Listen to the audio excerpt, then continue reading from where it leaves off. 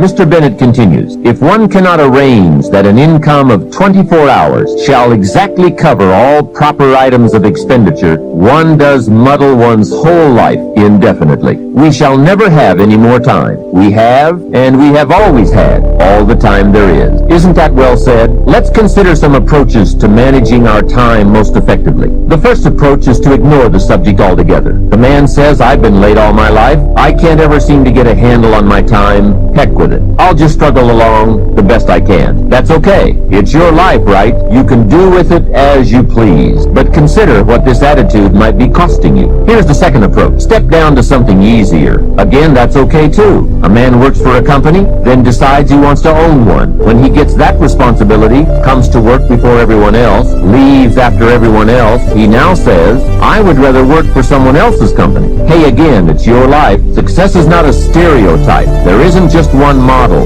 Know clearly what success means to you and be comfortable with the price you pay for it. You might have heard the story of the little girl who complained to her mother that her daddy never had time to play with her. She said, why doesn't my daddy play with me? He comes home from work, goes to the study and work, comes out for dinner, goes back to work again. I want to play with my daddy. So her mother explained to her, your daddy is very busy. He loves you very much, and that is why he works so hard. At his office, he has so much work to do that he has to bring the rest of it home and finish it here. That is why he can't play with you. The little girl thought for a moment, trying to solve this problem, and came up with the answer. She said, well, why don't they just put him in a slower group? Hey, not a bad idea. Don't throw away other important values in your life just going for one. I went for some things in my life and found out later I had paid too much. If I had known how much they were going to cost, I never would have paid. So that is a consideration. The next approach to time management is to work longer and harder. And we all know the dangers there, right? Unless you aren't working at all, then you probably need to work longer and harder. But for some people, if 10 hours won't do it in a day, they work 12. And if 12 won't do, they move it up to 14. Some people even take on 2 jobs. And there are some very real dangers here, not least of which is health problems that result from not being able to handle the stress. So you've got to be careful with this approach. The last approach I think is the best, and that is to get more out of you. In the time you have assigned to labor, make the hours more valuable. The key is not to work harder, but to work smarter. If you're putting in about 8 or 10 hours a day, 6 days a week, that's about it. You can't work much harder. But remember, it's not the hours you put in that count. It's what you put in the hours. Get more from you to make the investment of time more valuable. And no telling how valuable you can become. We don't lack the capacity. We only lack the ideas and the will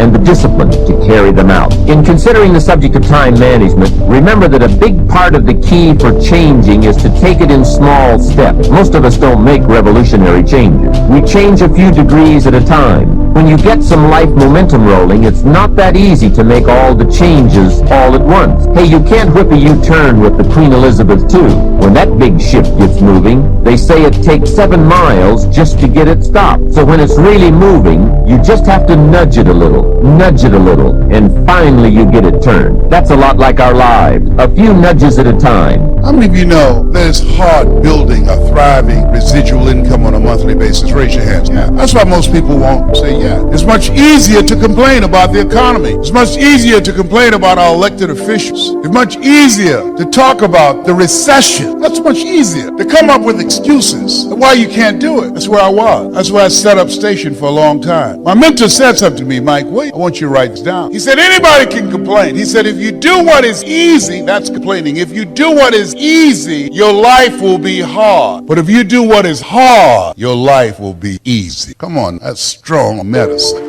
If you do what is easy, complain about your situation, your circumstances. If you do what is easy, stand around and be a volunteer victim like everybody else. If you do what is easy, surrender and give up on your dreams. Become depressed and bitter and angry. Anybody can do that. If you do what is easy, your life be hard. But if you do what is hard, keep coming back again and again and again. If you do what is hard, approaching strangers, talking to people in shopping malls, get up dressed every day, going out prospecting, knowing some way, somehow, with a spirit of expectation, somebody's out here looking for an opportunity. You can go outside right now and see some pigeons, but you're out hunting wing for eagles, and they're not common. And if you do that over and over and over again, somebody's going to show up. Somebody's going to say, I'm the one. Dr. Thurman, I love him so. What a great man. He said there's something in each and every one of them that waits and listens to the voice of the genuine in yourself. It will be perhaps the only guide you will ever have. And if you cannot hear it, all of your life, your days will be spent on the ends of string that somebody else pulls. And I submit to you, you invest time and money, go to the airport, fly across country. I suggest to you, some of you drove here, I suggest you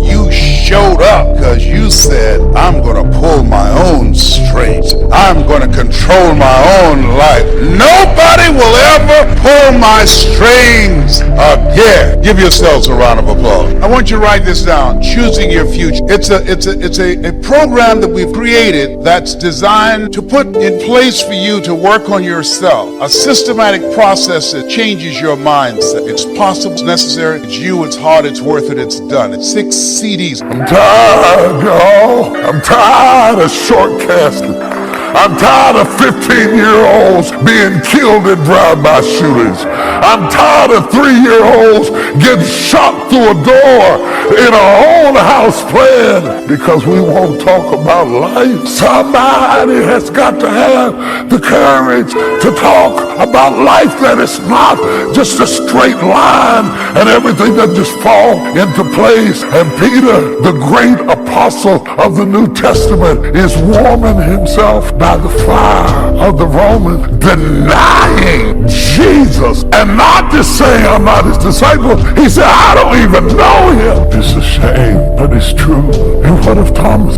Thomas, who said, we must go and die with him. Where is he? Where is Thomas? Not in the upper room later when Jesus rose from the dead. Where is he at the cross? Because when Jesus left for Jerusalem, Thomas said, look it up, I must go and die with him.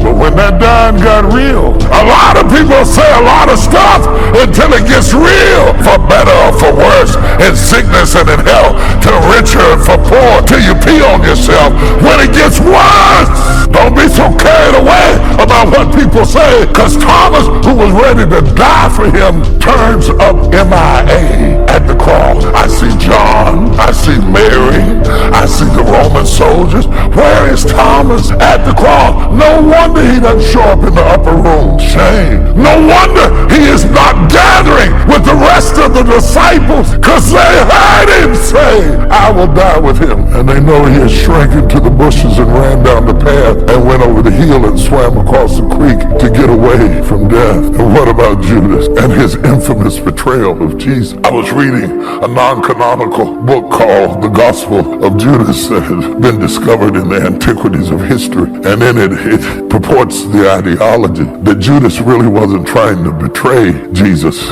He was trying to put Jesus in a situation where he would have to overthrow Rome so that the kingdom could come. And he thought that if he got Jesus in an open confrontation with Rome, that Jesus would show his power and rise to power, and he would finally take on politics and stop healing sick people. Because I'm tired of you healing sick people. That's not why I'm following you. I'm following you because I want political power. And the trick blew up in his face, and he didn't know they were going to kill him. If he knew they were going to kill him, then why did he hang himself? He hung himself because he got caught in his own web, and it cost somebody their life. And some of us have made decisions that cost other people their lives and their careers and their futures. And it's hard to live when you got the masterful plot and the plot goes wrong. Can I go deeper? I want to submit, just for your curiosity, it could be possible that had Judas not hung himself, he could have got the same. He could have come and fallen on his knees and said, forgive me. And I know you don't believe it, but I will defend it. If Jesus could be down on the cross and say, Father, forgive them, for they know not what they do, while they